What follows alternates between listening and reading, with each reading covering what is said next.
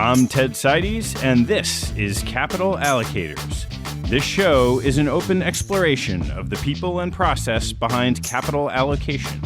Through conversations with leaders in the money game, we learn how these holders of the keys to the kingdom allocate their time and their capital. You can keep up to date by visiting capitalallocatorspodcast.com.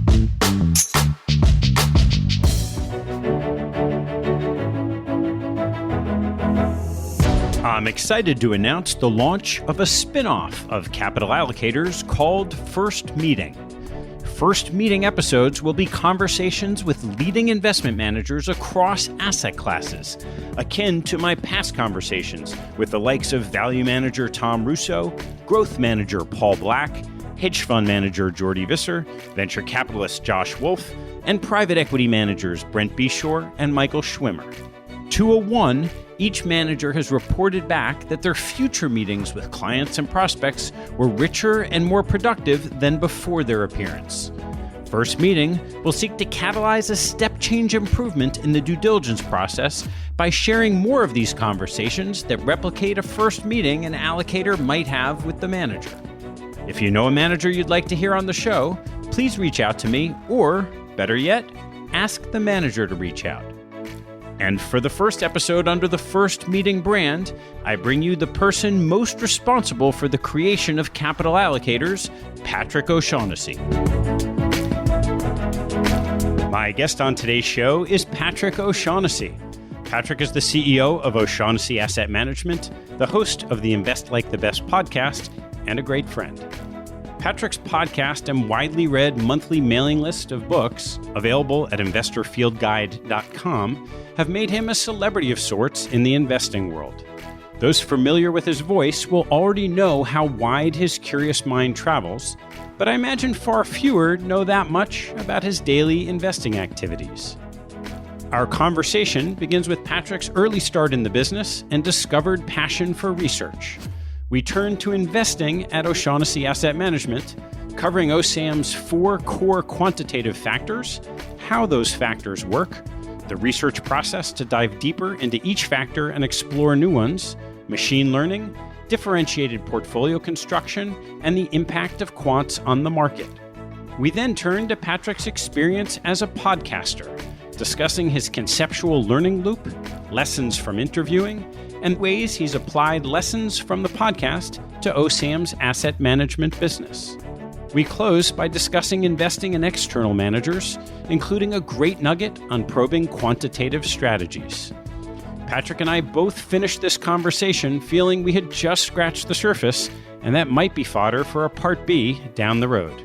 Regardless, I'm indebted to Patrick for being the catalyst behind the creation of Capital Allocators 2 years ago, and it was my great pleasure to get him on the other side of the mic. First, an important disclaimer. This podcast is for informational purposes only and should not be relied upon as a basis for investment decisions. A manager's appearance on the show does not constitute an endorsement or investment recommendation by me or Capital Allocators. Please enjoy my conversation with Patrick O'Shaughnessy. Patrick. This is bizarre. I don't like it. I don't like it already. All right. Let's start with you telling me, what was it like to grow up in the household of a quant? Well, it really wasn't a household of a quant in the sense that we didn't talk about investing all that much. There was a lot of discussion of other stuff. I know one of your questions later is what teaching has stayed with you from your parents, and so I'll just give you one right now, which was this encouragement to always figure stuff out for yourself. The phrase we had around the house was look it up. So anytime you asked my parents a question, they would say, well, I'm not going to give you the answer. Like, there's encyclopedias over there. Go figure it out for yourself. So there was no telling us what to think ever. It was always just encouraging us to be curious. So that's what it was like. It was not a quant household. It was a curiosity household. How did that lead you to being involved in the business? So it was just dumb luck. So I was quite a bad student in high school and then quite a good student in college. And I studied philosophy. And when I graduated, like most philosophy majors, I had no clue really what I wanted to do. It just so happened that right at that exact time, literally that month, my dad and his team were leaving Bear Stearns Asset Management to form what's now O'Shaughnessy Asset Management. Technically, I joined OSAM as an intern, and really just thinking it would be smart to get the opportunity to watch a business get set up and help out where I could. I mean, I was literally looking for office space and putting chairs together and cutting my hands on the chairs. And so there was no agenda other than get the experience of watching a business get set up, an established, real big business. And very quickly, I fell in love with the research side of things. And I sort of moved from an unofficial unpaid intern to a junior level research analyst. So it was really just really good timing for me. And that's it. And the rest is sort of history. I had planned on only staying for a few years. And it just worked out that I so enjoyed the business and the research piece that I've been here ever since. Why don't we take a step back and describe what was the premise of O'Shaughnessy Asset Management when you started? It's kind of helpful actually to go really far back, actually to the 80s. And this is, everyone kind of makes fun of me for the Invest Like the Best title of my podcast. It is kind of corny sounding, but it's actually an homage to my dad's first book, which was called Invest Like the Best. The idea in the 80s, when he wasn't managing money, he was a consultant to large pension plans, was that he would do some of the first holdings-based analysis and factor profiles of very well-known managers. So Peter Lynch would be a great example. And what he found was that a lot of the greats of that era were kind of closet quants, that they had a very consistent factor profile, and that's maybe what governed a lot of their success. And so his first insight was like, wow, a disciplined model works really well. And the models varied. They were completely different from one another. But if you stick to a model, it's a great way to invest. And then it transformed into, well, okay, if we're going to be disciplined about it, like let's figure out what factors are best. Is the Peter Lynch model better or is the Templeton model better? And that led to ultimately managing money in these quantitative strategies. So the evolution goes back a long way. And basically all we do is try to extract signal from data, from activity, from analysis, and build really thoughtful models around that. And so how do the best invest? Well, I think discipline is one obvious part of the answer. Everyone now, we live in the era of process. Everyone likes talking about process over outcomes, which I think is a really thoughtful way to think about this. I think process isn't everything, but I think the best investors do have a process that they return to again and again. I think in very difficult times, if you don't have a process, is where investment firms and investors break down. So especially in tough times, having a process is really important. And the Invest Like the Best research basically found that process was critical. And all these guys had a repeatable process. Then the question becomes, well, what things work the best? What factors actually work? In our research, luckily, those categories are honestly straightforward and simple. They're things like valuation, things like momentum, quality, return of capital. They're not crazy concepts. You just have to apply them with a lot of discipline. And I think that's where people fall down, that the base rates on these things, which we're obsessed with, and I think all investors should be obsessed with base rates, are maybe like perfectly suboptimal, meaning in 60 to 70% of 1 year periods, it's worked historically. But that means there's a lot of times that it doesn't work. And even in 2, 3, 5 year periods, there's times that it doesn't work. So unless you really buy into these concepts at a deep level and are willing to stick with them through cycles, I think you probably shouldn't apply them at all. You shouldn't apply momentum into a one-off trade. You should apply it in the right way, systematically and over a long period. So process is key, and then measuring the right things. If you circle back a few years ago, what were the key factors that comprised the core of OSAM's quantitative models? It's equities only. Depending on who you ask, we hold for a long time, sometimes 18, 24 months. This is not a stat arb story here. We're not trying to forecast next quarter's earnings, which is an interesting game. It's just not our game. When you're holding for that long and you think about equities at an elemental level, I think there's just 3 ways to earn return. The businesses you own grow in sales, earnings, EBITDA, whatever it is, free cash.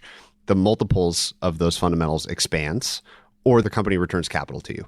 And so we think about it through those 3 lenses and try to sort of target, if you will, those sources of returns in different ways. So just like you want to be diversified across asset classes, we think you want to be diversified across sources of return from the equities. So if you think about those 3 elemental sources of return, the factors that we use in production all map back to one of those 3. So multiple expansion is the easiest. It's valuation. So when you pay less for companies, PEs, free cash flow yields, whatever it is, there's more room for those multiples to expand, and you can earn a nice return that way. The downside of that is that typically those businesses are bad, and very often the fundamentals of those businesses are declining while you own them as a value investor, but they go on to recover. The market anticipates that recovery. It does its job, and so you re-rate upward and earn a return. So value is the best way to position yourself to earn returns through re-rating. Fundamental growth is really interesting because you can come at this from two sides. The positive side is momentum. So price momentum, the reason that it works when you decompose the returns is because momentum actually does a very good job of positioning you in stocks that go on to have great fundamental growth during the holding period. So their sales, their earnings, their free cash is growing because you bought them for momentum. What fascinates me about this is momentum does a better job of forecasting future fundamental growth than price does. So the highest momentum decile has better future fundamental growth than the most expensive, let's say, PE decile or free cash flow yield decile. So the rate of change seems to matter. That would be the positive way to position yourself in businesses that are growing. And then the negative way is what we would collectively call quality, which we think by and large gets misused as a term and misapplied in the investing process all over the place because we don't think it's a good positive screen. So buying really high quality businesses is not necessarily in a quantitative sense. Maybe if you're holding for 10 years and you can forecast that, then yes, you want to be a positive quality investor. But in the quantitative sense, high ROEs or gross profitability or whatever your measure of quality is really isn't indicative of strong future excess returns. What's really useful about quality is that very bad quality, so really overlevered balance sheets, companies reliant on capital markets, aggressive accounting in earnings management, aggressive capital allocation decisions, all these things create very large negative excess return. So by avoiding companies with really, really bad quality, we're talking like the worst 10% of companies, you can avoid the worst forward fundamental growth. And so you kind of have it both ways, momentum on the positive side, quality on the negative side. And then the most straightforward is what we call shareholder yield. So this is dividends and buybacks, and that's return of capital. And what we found, the nuance there is that super normally high buyback yields. And a simple definition of this might be a company which is buying back 5% of its shares or more in a 1-year period of time, which is a lot. That's a big deployment of capital. That kind of company historically has done extremely well in the US specifically, but internationally too, versus its peer set. So those are sort of the major building blocks. There's a lot that goes on under the hood of each one of those things. At a high level, that's all we're really doing is targeting those sources of returns through diverse means. So let's peek under the hood. Really interesting, this juxtaposition of valuation and momentum. So valuation's easy, right? Low value re-rates higher, and then the stocks do well, but as you said, they're bad companies, so the fundamentals deteriorate while you own the stock. This concept of price momentum as opposed to business momentum isn't really intuitive. Dive in on that a little bit more and tell me what you found.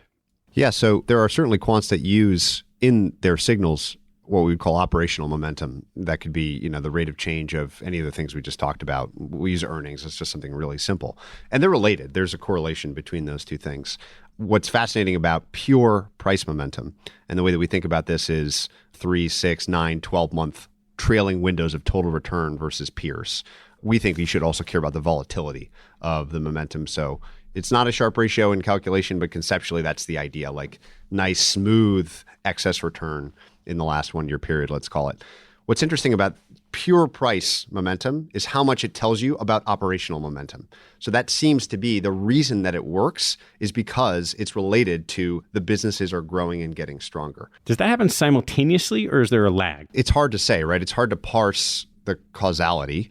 All we know is that of the highest momentum decile stocks, just in very, very simple terms, those stocks in the next year have supernormally high operational growth. Now, what's really interesting about price momentum is the holding period that you need and the turnover you need to make this strategy work. So I'm always really suspect when someone says like at this point in the cycle, because I don't think we really understand cycles that well. And certainly we don't know where we are in this cycle almost ever. It's something that's hard to forecast. But it does appear like value in the data has a very long payoff window. So if you buy in value today, you on average earn a little bit of alpha for a really long time. Most of it's early on, but you continue to earn marginal monthly alpha for up to 10 years. In the case of momentum, it looks very, very different. So you earn all of your momentum, all of your alpha rather, in the first 1-year holding period, and then you actually need to get the hell out because it reverts. And typically, depending on where you're looking at the data, within 2 years or so, it's actually completely inverted and now you're earning negative returns. So there does seem to be something about momentum that it's sort of like the last stage of these companies in some sort of operational growth cycle. And then very often you need to move on and you need to have turnover. So if you're a taxable investor, this is something to consider for momentum to really work, whereas value has this incredibly long runway. So you've taken over OSAM as the CEO over the last year. What changes have you made, or how have you evolved the original models while keeping the core discipline framework intact? Yeah, so there's a couple silos. There's the incremental research silo, which would be, okay, we really believe in these concepts. And you and I have talked about this before. I love this explore, exploit framework. The general idea is very simple, which is there's kind of a formula for how much time you should spend on completely new stuff. So let's say you move to a new city, finding new restaurants versus going to ones that you've already been to and you know you love. So that would be explore versus exploit. And so in some sense, we do need to exploit. We know that these factors work. It's an incredibly high bar to find something that generates what we think is real alpha over the very long term, and will continue to do so. So when you have one of those things, like keep working at it, keep getting better. So part of what we do in research is we're actually deep in one of these projects right now on the profitability quality side. Keep trying to measure these things more accurately with new data sets, new calculations, new ways in slicing and dicing these 4 core concepts we already talked about. So that would be like the first silo. The second would be try to find completely new sources of excess return that are unrelated to those first 4. And it is remarkable to me how often we find something that looks good in isolation, and then when you plug it into the sort of master model, it's just one of those other 4 things. What's an example? So we did a lot of work around like R&D type spending. And when you plug it in, it is both value and momentum in some interesting different ways and sectors. But when you plug it into the master model as a factor, it was completely gone. It literally didn't move the needle at all. Whereas on its own, we thought it was this kind of interesting, unique signal that maybe the market was undervaluing current R&D spending that paid off in terms of nice earning surprises or sales surprises in the future. And it looked promising. And then you plug it in and it's just gone. So the second would be stuff like that, something we don't do at all today, entirely new signals to see if we can find something to incorporate into the model. And that is very hypothesis-driven research. So the idea is we literally have a template. The research analyst or PM comes and says, I think that if we measure this about stocks, an example we did last year was ownership data. So who owns all of the companies on every date in history? Really interesting data set, really hard to put together. The hypothesis in this case was maybe a certain ownership profile is indicative of future excess return. The one you always hear is founder-led or CEO with large personal positions, the right alignment of interest. And that's an interesting hypothesis. So the idea would be form the hypothesis, make sure it's not overlapping with something we already do, propose where we're going to get the data, how much it's going to cost, how long it's going to take, then get it all if we approve it as a team, run the research and reach your conclusions. So basically scientific method, right? Like apply the scientific method to investing research. So that would be silo number 2. And then silo number 3 is maybe the most interesting because it's the newest, which would be very unstructured kind of machine learning type research. So here you are not forming hypotheses. You are really just gathering data and letting the machines build the models for you.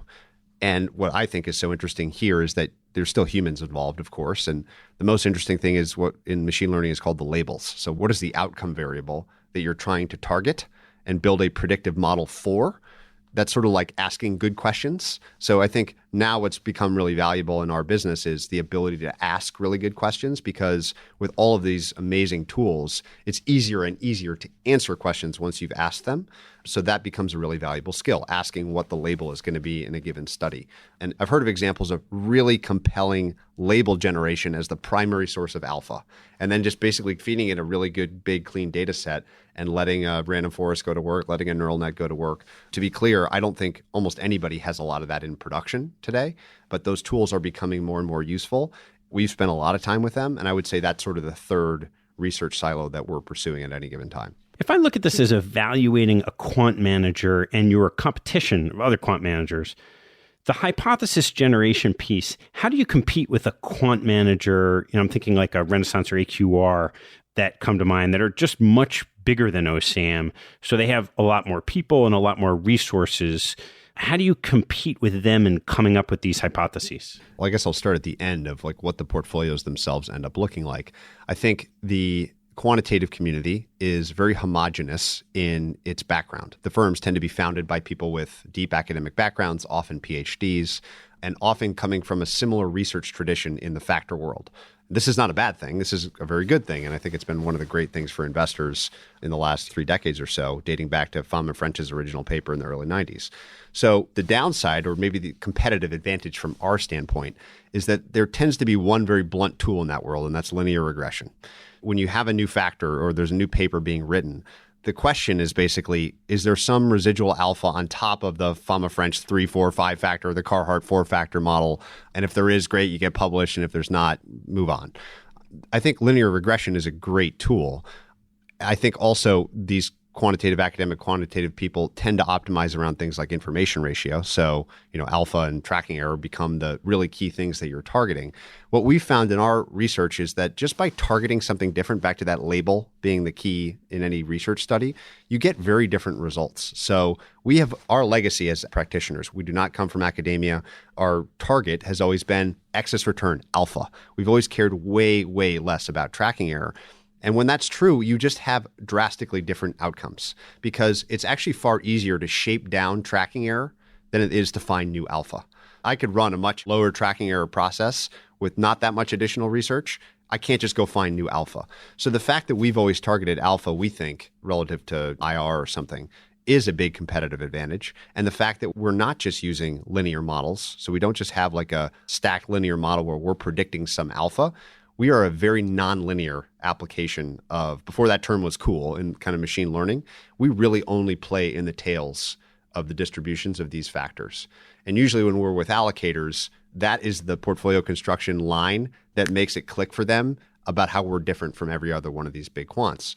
And you see it in the portfolios, like our overlaps with other quants are shockingly low. Like we have this little cool program that we can show people this on the fly, and they won't believe us. Like they'll ask about AQR and LSV and these other great managers, really, really, really strong competitors, and we'll have like nothing in common, like no holdings in common with them. So as you go to construct your portfolios, how do you use the factors in a different way to create this portfolio that looks very different? So we don't have sort of a master multi-factor formula. I will literally describe the process. So we start with a universe. Let's say it's U.S. large cap stocks. We then use these factors that I've talked about, quality, valuation, momentum, et cetera, to remove from consideration the worst decile of each of these groups individually. So what you're left with is like 2/3 to a half of the universe after you do this. And again, to highlight why we do that, most of the really interesting return, in this case, negative bad return that you want to avoid, is concentrated in the tails and in the worst decile. So we remove that stuff. Then, depending on the strategy, we only are willing to buy stocks within the best decile of what we call ranking factors. So we talked about those earlier, basically value, momentum, and shareholder yield. So already you can see that everything in the middle of the distribution, from 90th percentile to 10th, we care far less about than most quants do. So most quants are interested in the entire distribution. We really are focused on the tails. The byproduct of that is low overlap with other people, much more concentrated portfolios. I use that word carefully because relative to like a stock picker, we are not concentrated. But relative to most quants, we own far fewer stocks. What's a typical number in a portfolio? So in like at the very low end, we might own 60 stocks in a US large cap value strategy, which would be like the most specific. And maybe the most we would own is mid 100s or something in a different strategy. So oftentimes you'll see quants that have hundreds and hundreds of positions long and short if it's a long short managers. So less overlap with the benchmark, less overlap with other quants, I think all because of those simple two things. We're targeting something different, just excess return and consistent excess return, far less mindful of tracking error than most quantitative managers are. And our application or our modeling is very nonlinear versus linear. And I think those two things explain most of our difference. Can we turn to this AI lens, the kind of the third piece on the stool that you mentioned? You said something that struck me, which is that most quants are not filling their models with this sort of label. We're going to let the machines figure out how to populate it. Help me understand that. Sure. So our co-CIO, Chris Meredith, is a professor at Cornell, and he gets to watch his very bright students, many of whom we end up hiring, go through the same frustrating exercise every fall when he teaches the same class. That frustrating exercise is they come in and they think they're going to apply all the fanciest, newest machine learning techniques to build an investment model that predicts returns. And the problem with that is the label. Returns are an incredibly non-stationary thing. Machine learning works very well with stationary variables. So when you try to predict returns, you can feed all the best data in the world to whatever ML algorithm you choose. Let's say it's like a decision tree or something. And if you're trying to predict returns, it always falls apart. It never works. So problem number one is the traditional way we've thought about this, which is the thing we're trying to get is returns. So let's try to predict that. It just doesn't really work in the context of these models. It's a very difficult problem to solve. What does seem to work better is trying to predict more stationary things. So if you decompose returns into, let's say, earnings growth as one example, I think that probably makes more sense as a machine learning problem, trying to forecast earnings growth in banks or something like this that's more specific and tangible than trying to just predict returns overall. And if you think about the problem, it's kind of interesting because machine learning is an incredibly powerful way of finding patterns and relationships between independent and dependent variables. When you try to predict too many things at once, and a lot of different things cause returns. Earnings growth causes returns. M&A causes returns. A dividend cut causes returns. All these different things which are themselves different from one another. If you try to predict them all at once, the model just kind of falls apart. So as a result, we have started to focus more on applying these techniques to focus on something like a dividend cut. Let's use that as an example. Build a model that just forecasts or predicts dividend cuts, and that's it. And then you figure out how to use that in the overall model. The other way that it's, we think, most interesting is just building data sets. So when you think about scraping like an 8K or a 10K or something for some set of information, I could go onto an 8K and scrape information on buyback programs incredibly effectively using some of these techniques. So there are kind of like edge cases where we've started to really use them. Probably the most tangible is like building data sets, not building predictive models. So building data sets, classifying data into groups, things like that, clustering, all that kind of neat sort of stuff that hopefully lets us then have some insight. But we've never found a way, and I don't think anybody has, to just have some amazing fancy algorithm to predict returns at the market level. If you think about how markets are behaving right now, there's a lot of questions about the impact of quant investing and how it compares and impacts kind of traditional fundamental valuation or fundamental movements of stocks. What's your perspective on the impact of quants on the market? It was funny. I was at a dinner last night with a couple really talented traditional discretionary managers. And I was introduced as a quant. And one of the guys goes, the enemy. And I think that's actually true. I think that quants are in some ways the enemy of old school stock picking. And just like I love the Mark Andreessen quote, software is eating the world, I think the same could be said of quant sort of eating investing. That if there is a repeatable strategy where we can build a big enough sample size and do the right kind of research, a quant is going to figure it out. And the question is when, not if. So if you are doing something that is purely based on a pattern in the data or something, it's probably not going to be a lasting edge for you as a discretionary fundamental manager. I think that's where the power of human analysis, sort of the analytical piece of this, quants are never going to be able to do that, right? So if you can handicap future scenarios based on all that you know about a business or an industry or a trend or whatever it might be, that's going to be hard for quants to replicate. And if you can concentrate in portfolio construction, that's also going to be very hard for quants to replicate. So I can't build a 10-stock portfolio. It just doesn't work. So if you can do those two things very well, there's probably always going to be a place for talented, discretionary, thoughtful analysts and PMs. But I do think that quant will continue to infringe on maybe things that worked well in the past. And to the extent that you're an active investor, an active manager, a mutual fund manager or something that's basically a value manager that can be replicated by the value factor. And by the way, that's very easy for us to tell like whether or not a manager is one of these kind of closet factor managers or not, then usually a quant can do it for a lot cheaper. And that will show up as investor surplus rather than fees for active managers. So that's kind of how I think about it, that through concentration and through really thoughtful analysis, discretionary managers can continue to do well. But if there's a data set and a quant can find it, eventually they will. I want to turn to something that I know you spend some time on, which is the podcast. How did you get started with Invest Like the Best? So it's a really kind of boring, simple story, which was I was having lunch with Jeff Graham, and Jeff had just come out with his book, Dear Chairman. And I loved the book, and that's how I met Jeff. So back then I had this habit. When I read a book that I liked, I tried to email the author and get lunch or something. So I'd done that with Jeff. And he said, or I said at the lunch, wouldn't this be cool if we recorded this and shared this with people? And so we did that just as an experiment. And like, I'll never forget, like 571 people the first week listened to this for whatever reason. And I just really enjoyed it. And I said to our mutual producer Matthew Passy, I said, I think I'm going to do 7 of these and like see how it goes. And then maybe I'll do another 7 like 6 months down the line or something. But it probably seems like it's going to be a lot of work. So, I don't have time to do this. And then I did one with Jason Zweig and one with Michael Mauboussin and kind of went down the list of people that I knew in the industry.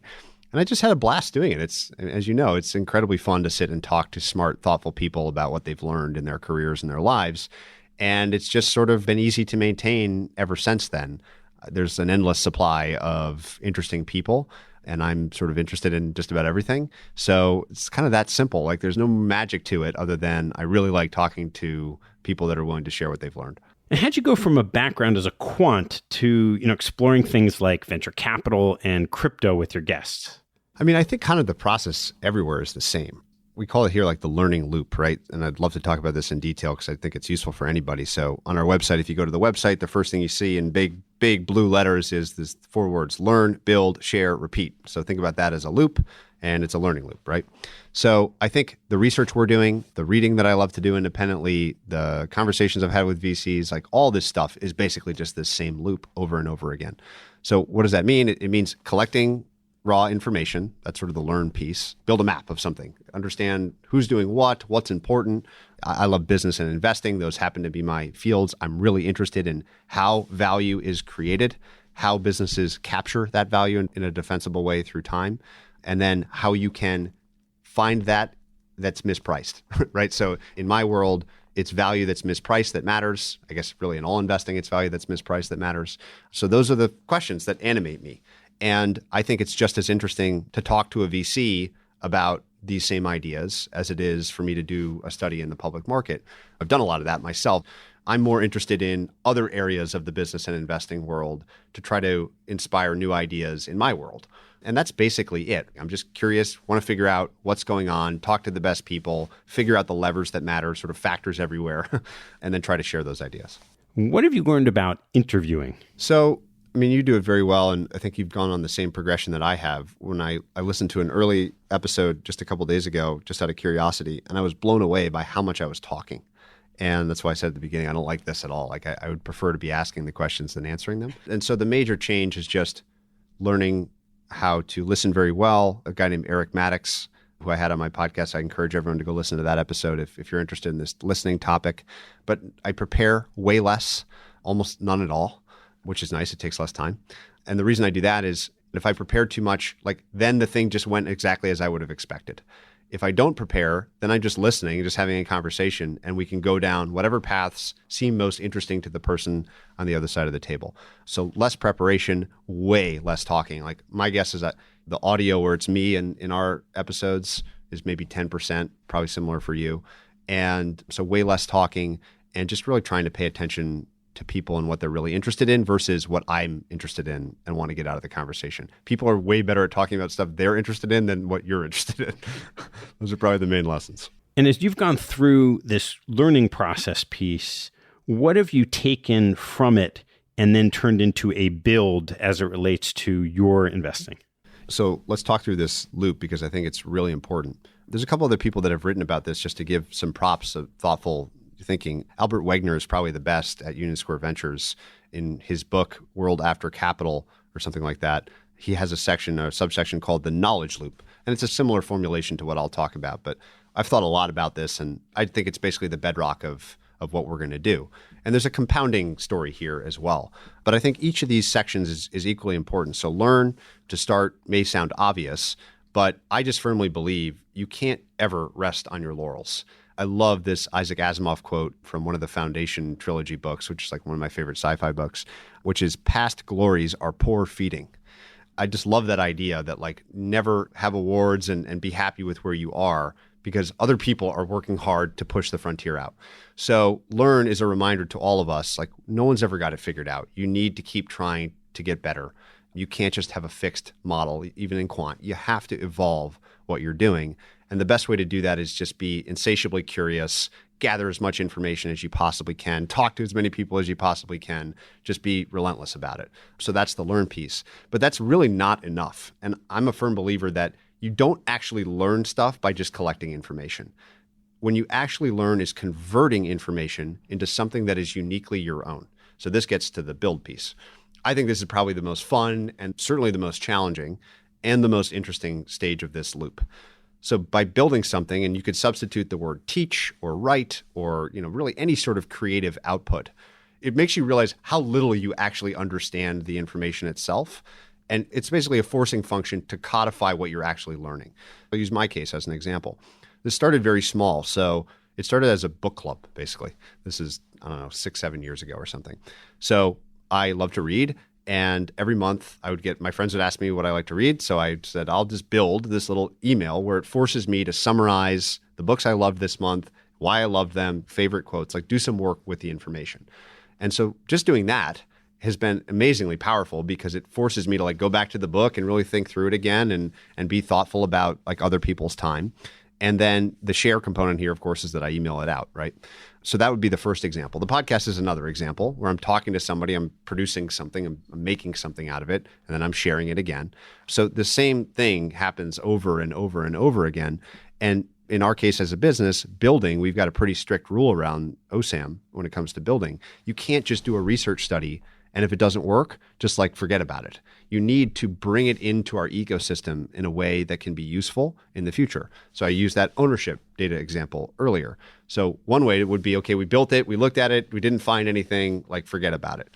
Instead, what we do is we cross the finish line with building the data set and building a live production process to maintain that data set into the future. So now we've got an asset, right? And that's a pain. It would be far easier to just jettison the thing, take some notes that we didn't learn anything and move on. But what happens is now we've got this data set that we can return to, and maybe a smarter, better researcher in the future finds something that we didn't find. Maybe we can use it in other ways. So now this ownership data set fuels another software tool that we have here called X-Ray, which allows us to do diagnostics on other managers and other strategies that is very dependent on this ownership data set. I just think there's always ways of taking the raw learning and converting it into something productive and useful. And in doing that, you force yourself to be a much better learner. And then the share piece is often the most fun and maybe the one we get asked about the most as quant managers, which is why in the world would you tell people when you found something? It doesn't make any sense at all. It seems like literally the exact opposite of what you would want to do. And in every one of these cases with the book club, now I used to have to look for books, but because I share it, now I get inbound way more books than I even know what to do with. So every book I read basically is from somebody on that list. With the podcast, I used to have to go look for the marginal guest. Now virtually every guest and interesting person is inbound. So by virtue of putting something out in the world, the fact that it's digital and free to reproduce is very helpful. You create this incredible two-way street of feedback, this incredibly tight feedback loop. In quant research, this is really interesting, which is that you actually get a stronger signal, we found, when you share your general findings, not necessarily the code or the particulars, but the general findings with a broad audience. Then all of a sudden, you're stress testing this idea against the most brilliant people that are just curious themselves that then give you feedback. So the feedback mechanism, the share part of this, I think, is one, very fun, but also critical for quality improvement, that by exposing ideas, whether it's books or conversations or quant studies or whatever it is, to thoughtful external participants, you get this incredibly virtuous cycle that can keep spinning. So we just believe very deeply in this loop. And by the way, I think literally every human should figure out a way to build these loops for themselves. It's incredibly fun, you learn a lot, and you create productive stuff. So those are the ways that we've done it, but I think it's a very broadly applicable concept. This last piece in the share in quantitative lessons, how do you balance putting out something that you discover that could have alpha and getting critical feedback that could improve what you're doing versus the risk that the alpha you've discovered will go away as soon as you shared it? Yeah, so this gets to kind of Mobison's great framework of the sources of excess return. And if you believe in this simple framework, which is basically behavioral, informational, analytical, and trading or structural, the share component is especially effective with something that is rooted in investor behavior. So I would argue all the factors that we use here have a behavioral component, or at least a compelling behavioral explanation for why they work. People have known about value investing forever. People have known about momentum investing forever. And yet they have continued to work. Not value so much in the last 7 years, but the other ones have done very well decades after their original and very prolific publication. So that says something, right? That says that the source of the excess return is not knowing about the thing, it's doing the thing. When that is the case, we're very comfortable putting something like that out into the world. I was talking to Cliff Asness about this, and he had a great little story where he said there was like one time where they were having an internal fight about sharing, and they decided not to do it. And then somebody else published it, a year later or something. He's like, God damn it, we should have just shared the thing, and then accrued the benefits as a business. And so I think that when there's behavior behind the reason the thing works, it's great to share. When it is pure informational edge, then I think it's a much more interesting conversation. And if someone showed up on my doorstep with some proprietary data set that clearly predicted something that we're interested in that we didn't think anybody else had, I'm not sure how openly we'd be sharing that. But those things don't grow on trees. And that's a very competitive world. The kind of quarterly earnings prediction rat race is hard. So maybe the informational edge would be a great reason to not share as openly or as much. But if it's rooted in behavior, I would argue we should always share. As you distilled a lot of the lessons about businesses, and mostly from your work, but again, the podcast, and then also doing it, how have you applied some of what you've seen to OSAM as a business now that you're leading it? I would say it's the most fun thing I've gotten out of the podcast is lessons from the worlds of technology, I guess we'll call it, generally speaking. So it's not just VC and startup, but big public technology companies like Microsoft and Google and Amazon, and asking whether or not we can apply those principles to a very simple, old school asset management business. And the answer, at least in my view, unequivocally so far, is yes. And nobody else is doing it. Or at least they're not doing it holistically as part of how they think about running their business. So we'll take a few examples. So the platform business model is one that I'm fascinated by. And it's the simplest explanation of this would be like a two-sided marketplace like Uber or Airbnb. So you've got sort of this, we'll call it a platform that sits in between a demand side, people that want to ride or somewhere to stay, and a supply side, people that are willing to drive or give up their home or their apartment. And Airbnb and Uber sit in the middle and facilitate those transactions. They reduce search costs. They provide tools to allow the consummation of those transactions. They provide rules and guidelines. They're sort of this kind of middleman, almost like a marketplace. So the question is, could you apply some concept like that to investing? Which doesn't really seem like it would work, right? Other quants have tried it. There's firms like World Quant and Quantopian. In the cryptocurrency world, there's a firm called Numerai. So there's a small group of people that have tried to kind of apply this model. And then the second big thing I'm interested in is just technology companies that are primarily tool builders. So my favorite example here is Amazon Web Services. I've become obsessed with its history and other firms that do this sort of thing, which is to ask the question, can we take stuff that we do already internally, and instead of having them be a cost center, turn them into a profit center by offering them as services to third parties? And that's basically Amazon Web Services, that's cloud, that's all of these things. Those are the two questions that we asked of our business was, one, can we open up our architecture and expose ourselves to others, whether that's researchers or whatever? And can we use tools that we already have internally to do a lot more than we currently do with them? So one phrase I always use around here is like, we built the Death Star to shoot a mouse. Like, we've got incredibly sophisticated systems and technology that we just built because of how our business is run. We're a separate account business, so we have to manage thousands and thousands of accounts across a lot of different custodians at any given time. This is complicated stuff, and the third-party solutions just didn't fit our needs. So we built a lot of tech over the years, but we're just using it as an audience of one in a very narrow, specific way. So the question is, what else could sit on top of that architecture? So it started with what we call Research Partners. It's a program. It's not a platform in the purest sense, but the reason we came up with the idea is because of studying these platform businesses, which was to say, okay, we've got the toolkit, like Uber's got all of its technology sitting in the middle.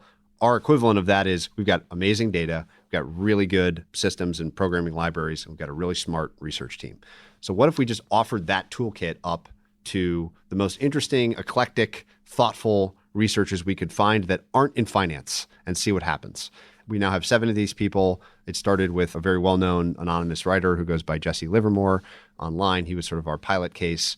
And a lot of the most interesting stuff we found as a business has been through these partnerships with these distributed, diverse researchers. All the most fun things we've done, and I think the most value creative things we've done, have been directly inspired by the technology world, the software world, and the startup world. So let's go into that a little bit. Take Jesse Livermore as an example on Twitter. Is that where you're finding these researchers? Yeah. So there's another guy that I met, again, a good example of this feedback. So I've been very open about like learning in public and sharing stuff on software is one of these things. As a result, I get people calling me. So like I've talked to executives from Microsoft and Amazon and all these places who just are interested in talking about this. They're just curious and they just want to share what they've learned. So you get like this weird privileged access to the world. I like the way that one incredibly sharp software guy by the name of Zach Cantor described this to me, which is he said, nobody really understands that Twitter is kind of like the closest thing, if you have a big, high quality following, to owning an artificial general intelligence. That having a big, smart, diverse group of people that follow you on Twitter is literally like having an AGI. I believe that that is true. It's the best search engine in the world. So if you're looking for something, ask a big group of people, you're going to get far better results than the best Google search or whatever. It has incredible domain specificity. So I happen to be followed by software people and investors and business people, right? So all of a sudden you now have access to this like deep group of incredibly smart thinkers. And then I think Bill Gurley said this best, which is something like, pick your domain. Something like 30 to 50% of the most thoughtful people in that domain are going to be on Twitter talking about what they do. It's an incredible hub for intellectual exploration. And most of the most fun and interesting people I've met have been through Twitter, which is crazy. So Jesse, as we'll call him, I met probably 5 years ago. And first we just kind of got to know each other on text and on the phone. And then we did a research study together. This is probably 4+ years ago now on profit margins, something we were both interested in. And when I had this idea for research partners, he was the first person I approached. He's an incredibly careful, thorough, deep thinker who does a great job of blending the statistical and the analytical frameworks for thinking about things. We're very biased towards the statistical, or quants. He is somehow able to straddle these two worlds in just a remarkable way. And so he finds stuff. When you give him good data, it's like a superpower. And that's what we've seen thus far. And at this point, when this comes out, we'll probably have published this incredible paper that he just wrote about the history of U.S. profitability. So he tackles these crazy big topics. And despite using a pseudonym of a famous trader, he's not from inside the industry. No, he's not in finance. I don't think he wants to be. He wants the flexibility that comes with this program. And so our deal with people is it's a very simple trade. You do whatever work you want, whenever you want it, with or without our team, using our toolkit. And like that's basically it. We own the intellectual property. So that's a really important piece that for finance professionals might be a barrier. But for people that are sort of from different walks, we've got really interesting computer scientists, ex-Google and Microsoft machine learning experts that love investing. They just want the data and the toolkit and the group, the community. So in each case, the trade is a little bit different. But our flexibility, I think we earn a high return on our flexibility with these people. And then what we did is we used our relationship with him to market to other thoughtful partners. And sure enough, they've come inbound mostly, and then evaluate them one by one. I'm curious to ask, have you thought about quantitative methods or the application of quantitative investing in private markets? If I'm right, that if quant will eat it, it will. I think that it's starting. You see some firms that are, if not pure quant, heavily quant driven in their private investing approach. I did a podcast with a guy named Ryan Kalbeck from a firm called Circle Up, which is the one that pops most immediately to mind. But it's basically a quant process evaluating consumer SKUs for, momentum in sales and literally even like colors on packaging, the things that resonate that lead to revenue growth. That's their label, right? They want to see revenue growth in the private markets. So I think it's very, very, very early days and it's beginning to happen. But again, the same problems and then some additional ones in private markets apply. If you're going to build a concentrated portfolio of a handful of positions, you can't do quant. It can't be pure quant. The stats don't work. You need to build a pretty diversified portfolio for a pure quant approach to make sense. Now, might like AngelList or a company like that be in a really interesting position to do something like this? I think so. I don't believe that they do that today, but that's the kind of firm that has the N of the universe is big enough that they could start to apply some really thoughtful quant approaches.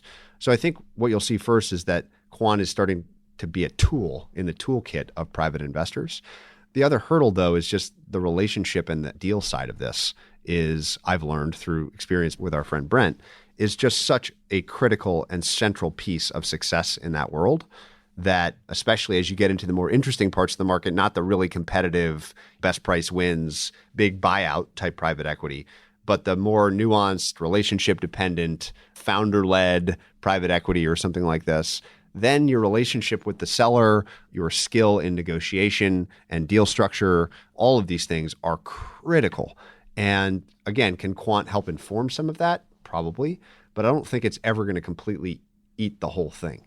So I think quant in private markets is coming. It's starting. There's some very early examples of it that are compelling and interesting. I've never seen a really good live out of sample result, not because there haven't been any. I just think it's too early. So it's something I'm watching and we're really interested in as a firm. We're not actively doing any research to try to get into that world, but I wouldn't be surprised if we are in 10 years, because I think it makes sense. If you can get good data sets and predict stuff better, then you should. In a couple of your podcast episodes, you mentioned the names of some people that you've invested with through your family office and some of the activities you've done.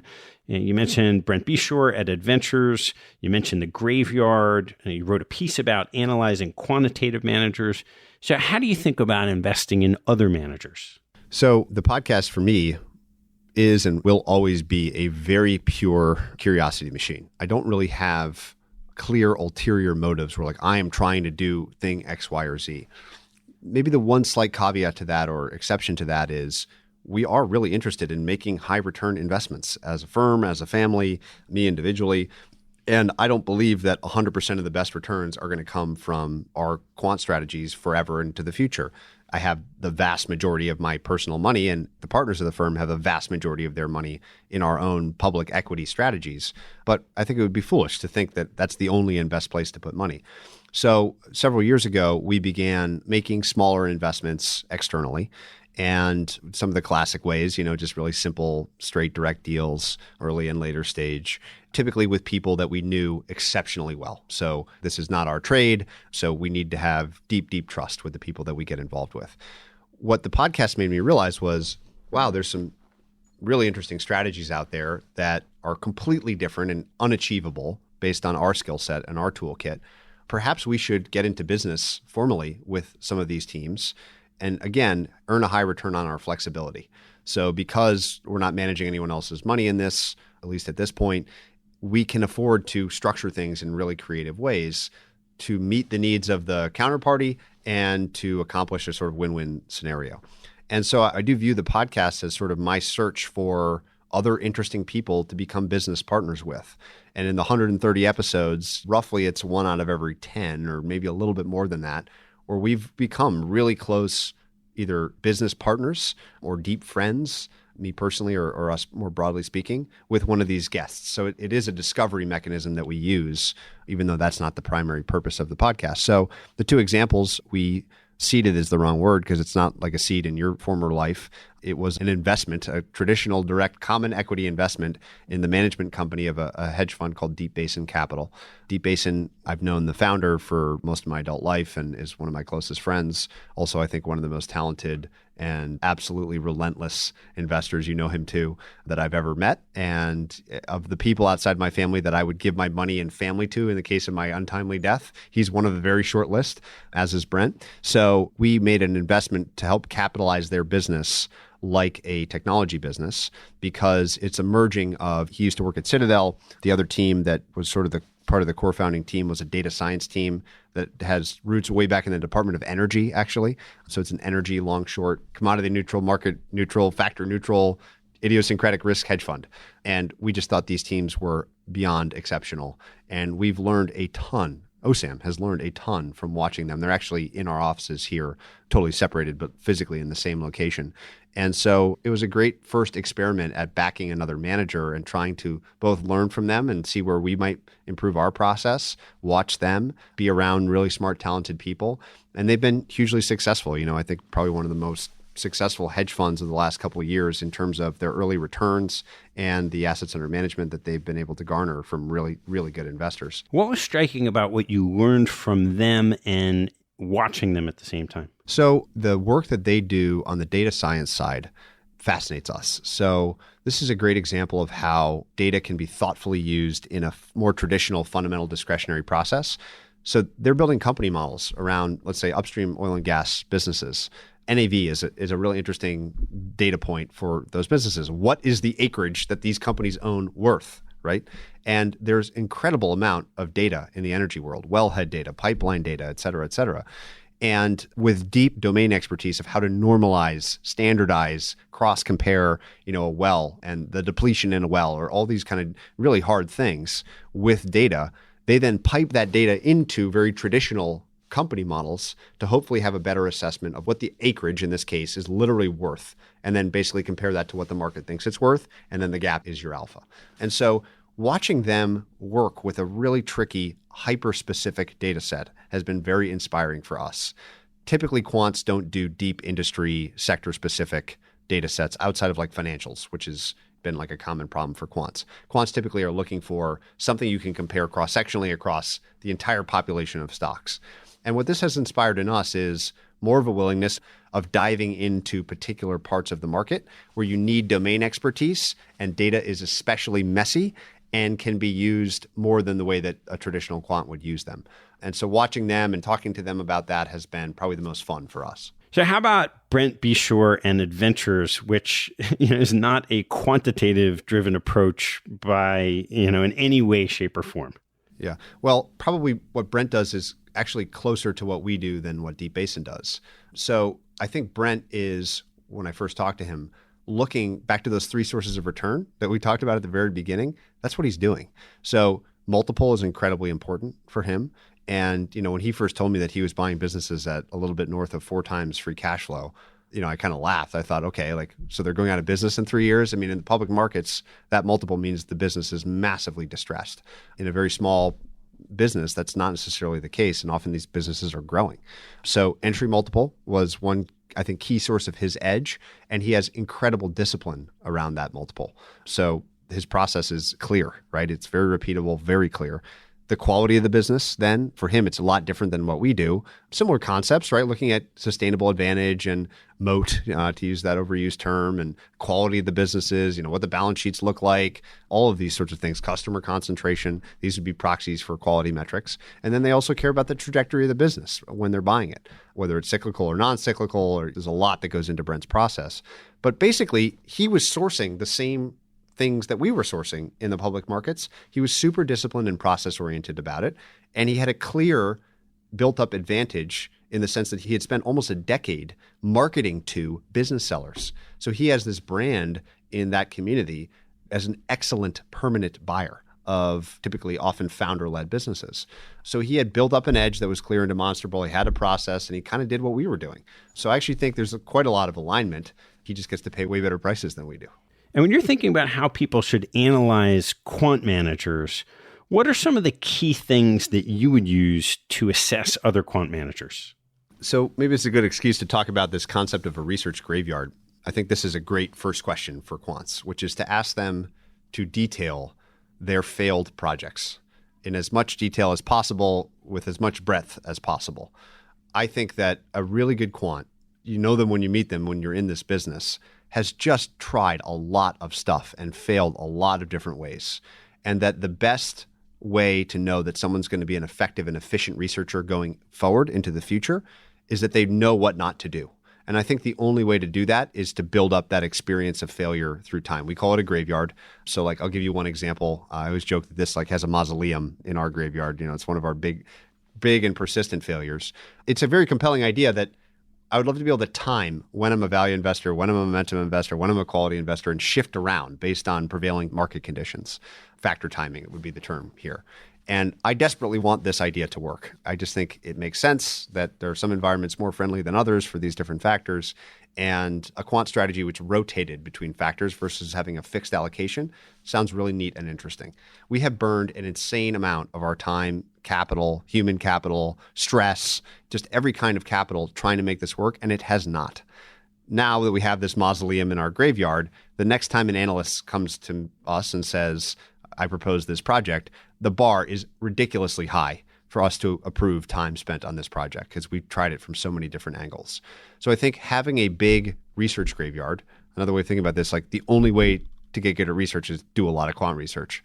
that is an accumulating advantage, to use Keith Rabois' term, which I really like, that is easy to test in a quant manager. Because if you start digging down onion layers, asking about failures, why it failed, what they did with the data set, et cetera, I think you'll very quickly realize how much work they've actually done. And then I would have much higher confidence in the stuff that they actually do have in production, because I would have thought it went through the same process. The other thing I would focus on is the data. So back to that idea of machine learning, sort of democratizing access to predictive power, making prediction much cheaper than it used to be. In the 90s, if you had some people that were really good with prediction modeling and PhDs in this area, it represented a huge advantage. I think that advantage is far less today. I think the boring and tedious and unsexy part about what we do is all the hard work is on the data side. Figuring out what data to get in the first place, which is sort of hypothesis driven, getting the data in feeds that we can manage, scrubbing and normalizing the data, which is always a disaster and always takes 3 times as long as you think, even when you know that that's going to be the case. It's a huge amount of time. We once spent 3 full years, the entire team spent 3 full years just cleaning and scrubbing data in our primary data set. And it's really hard to do.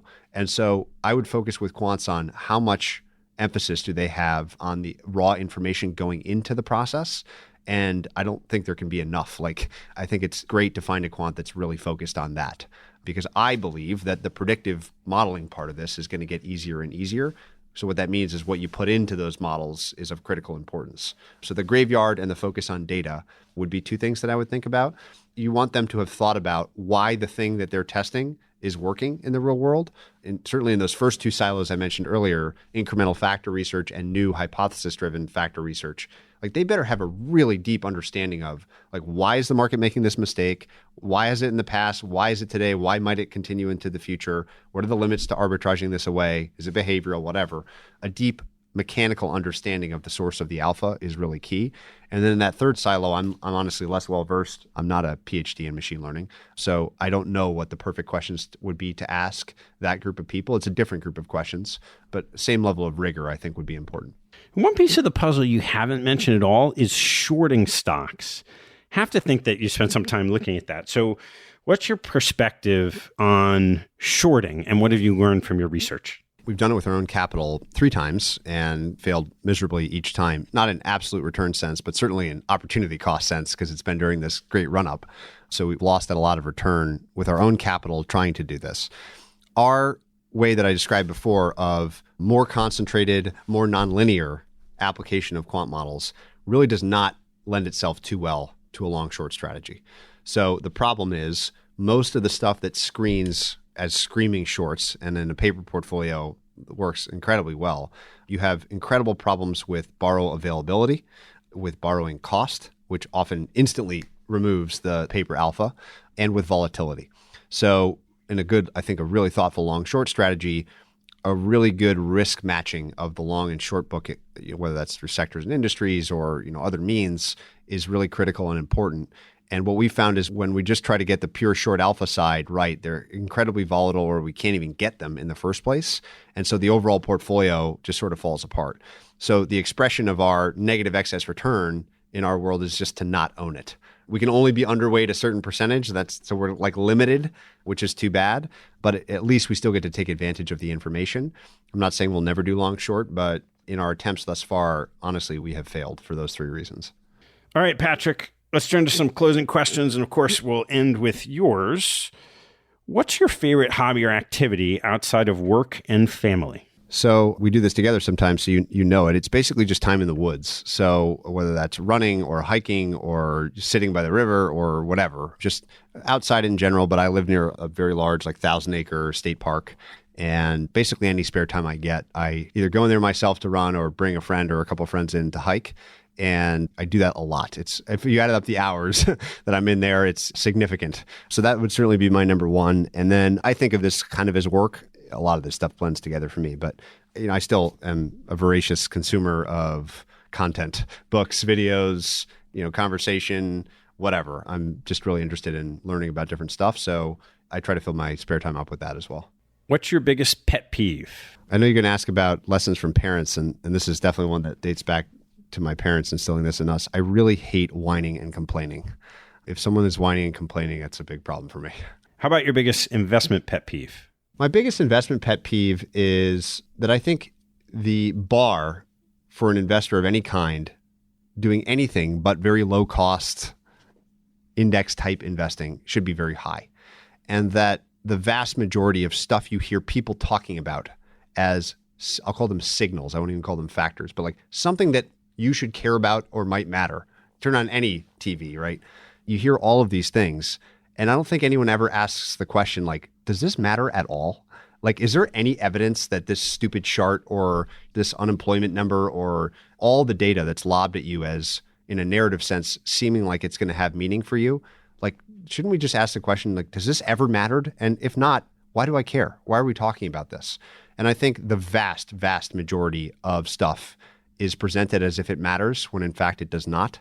And that bothers me a lot because I think it leads to very bad decisions. I think you bombard investors with noise.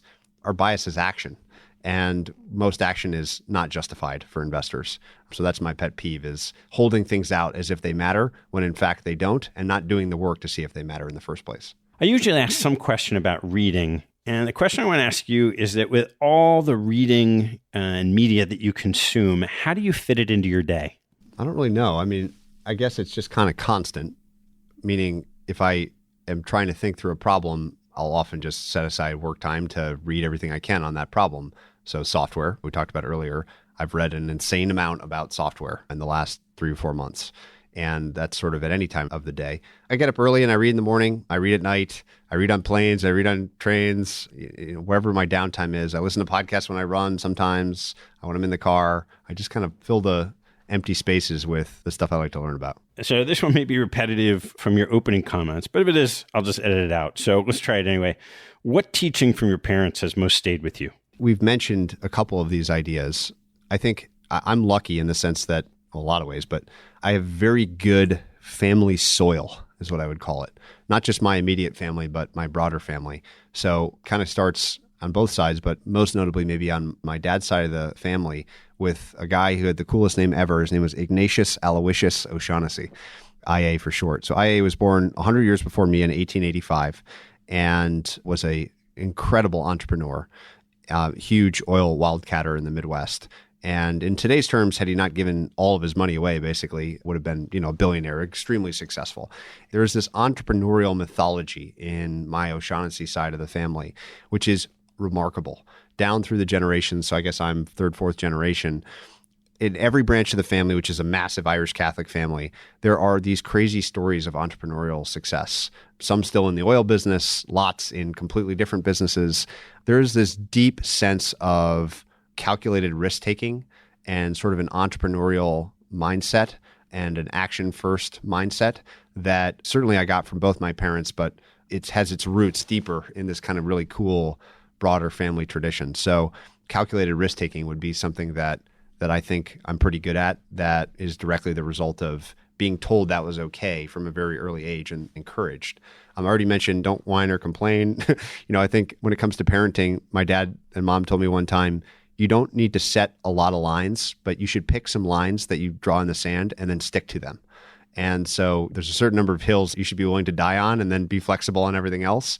And one of those hills for them was whining and complaining. And so that stuck with me, and we do that with our kids as well. And then I'll close just by saying it again, because I think it's so powerful. This idea of look it up, right? Like, don't spoon feed anything to your kids. Give them great support and everything like that and keep them safe. But let them figure stuff out for themselves is a nice gift to give to kids, I think. What life lesson have you learned that you wish you knew earlier in your life? This actually relates to reading and stuff we talk about all the time, which is I wish I had earlier on been forced or tried to build something and then sell it. I think there is nothing more clarifying than that simple exercise. And you can do all the reading in the world, and I still love to read, and I still recommend people read a ton. But as I've grown older, I actually recommend people probably read less and less as they get older and do more and more. And I wish I had started that a little bit earlier, because I read so much and I spent so much time just like collecting information. And back to my learning loop, right? Like I was doing all learning, no building, and no sharing. And building and sharing are what sharpen the sword and make you realize how incredibly hard it is to build something that people actually want or give a crap about. So I wish early on that I had done more of that so that I had an appreciation in, say, my early 20s rather than my late 20s about how hard that is, but also how fun it is and how much more rewarding it is than just collecting information. All right, last one, and it's yours. What's the kindest thing anyone's ever done for you? I think I might have told like an abbreviated version of this story in like the third or fourth episode of my podcast. So apologies for anyone that's heard it before. So I guess there's two, right? Like there's an ongoing kindness, which is just my family. Like I was like Omar from The Wire, like a man's got to have a code. And like my code is very family centric. And I get just a tremendous amount of support and love and care from my family, my extended family, my wife, Lauren, who you know well, my kids. So like that is the perennial kindness, it's a two-way street, but that's the most important kindness in my life. The singular act, which I think is an interesting one with kind of a sad ending, is when I went to Notre Dame. So I mentioned earlier that I was a very bad high school student. I was a legacy at Notre Dame. So Ignatius Aloysius O'Shaughnessy was a huge benefactor of the school and very close with Father Ted Hesburgh, who's sort of the modern patriarch of Notre Dame, an amazing guy. And so there's an O'Shaughnessy Hall at Notre Dame. And so in my arrogance in high school, I just figured I would get in to Notre Dame without really compelling GPA, or I had good standardized scores, but terrible GPA. And so one day I got a call from my dad and he said, "Hey, you should come home. There's a lot of thin envelopes here in the mail for you." So I came home and I literally got rejected from every single school that I applied to all in the same day, which was a bad day. So I reapplied to some other schools. I actually called Notre Dame and said, "I want to transfer there. What schools have like compatible curriculums?" So I went to a small school called St. Thomas in Minnesota for my freshman year. I'm actually from Minnesota. It's where a lot of my family is from as well. So I went there, had a great experience, transferred to Notre Dame. So now I'm a sophomore at Notre Dame. And as anyone knows that went to college, like I almost stayed at St. Thomas, even though I got into Notre Dame because I had all these incredibly tight friendships. I even had a spot in a house, the whole deal. And so I transferred not knowing anybody and having missed that freshman integration experience. So I had a cousin, his name is Tim, and I call him a cousin. He's the third cousin, part of this big O'Shaughnessy clan, who was there at the time, and a couple other cousins there at the same time as well. And he was a year older, so he was a junior. So the big act of kindness was that for my first 6 months there, he was my cousin. I didn't know him really well at the time. It was probably his responsibility to like take me out a couple nights and have some beers with me or something. But instead, what Tim did was he, almost on a nightly basis for 6 months, was like my social coordinator. He would text people when he wasn't going out and say, "Hey, Patrick's coming out. Like, he's going to be here at this time. Will you make sure you're there and like show him a nice time?" He spent so much time and effort integrating me into his group of friends. It was staggering, like so far and above the call of duty for what he needed to do with no expectation of anything in return. He introduced me to my wife. He introduced me to my best man, to another one of my groomsmen. This just incredible, consistent act of integration for me. Tim sadly died a few years ago, and I gave like a night before sort of eulogy type speech about this, and I told this story. And afterward, like half the freaking place, and it was hundreds and hundreds of people there, came up and had some similar story about him, where it was totally different circumstances, but the story was one of integration. And like, again, with no expectation of anything, like he just did that for everybody. I just think that's sort of like emblematic of every kind of kindness, which is just doing something that's good for other people with nothing really in it for you. And Tim had a huge impact on my life. So that's my answer to my own question. Awesome. Well, Patrick, really enjoyed it. Thanks for coming on the other side of the mic. Great time. Thanks, buddy. Thanks for listening to this episode. If you know a manager you'd like to hear on the show, please reach out or ask the manager to reach out to ted@capitalallocators.com. We greatly appreciate your ideas, and we'll do our best to help foster transparency and communication across the industry.